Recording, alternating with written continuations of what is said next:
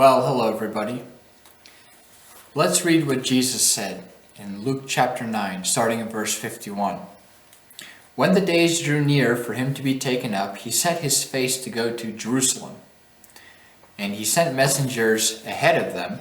And are you still listening? Up here. He sent messengers ahead of him who went and entered a village of the Samaritans to make preparations for him. But the people did not receive him because his face was set toward Jerusalem. So the people of that Samaritan village did not receive Jesus. They didn't want him there. They didn't welcome him.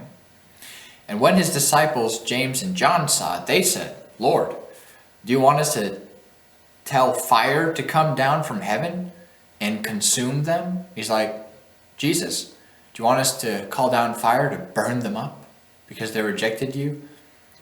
But he turned and rebuked them, and they went on to another village. So Jesus rebuked two of his disciples that wanted to burn down a Samaritan village when they did not welcome Jesus. First and foremost, we have to make sure that we welcome Jesus into our lives, into our hearts.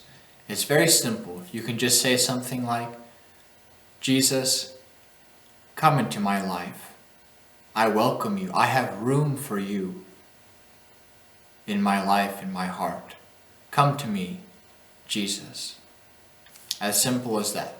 In your own words, that it doesn't matter which words you use, it matters if you mean it or not, because God can see our hearts.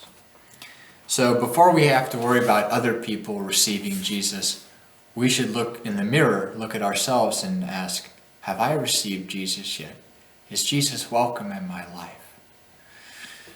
Then, also with them saying, "Jesus, should we just let fire come down out of the sky and burn them up?" And Jesus rebuked them. That means no. He was telling them, don't do that.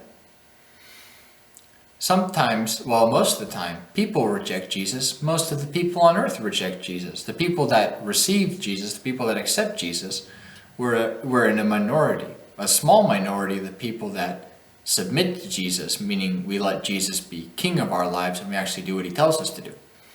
So, most of the people will reject Jesus. It's not our job to say, well, they can just all burn because they don't want Jesus, well, they'll feel the fire.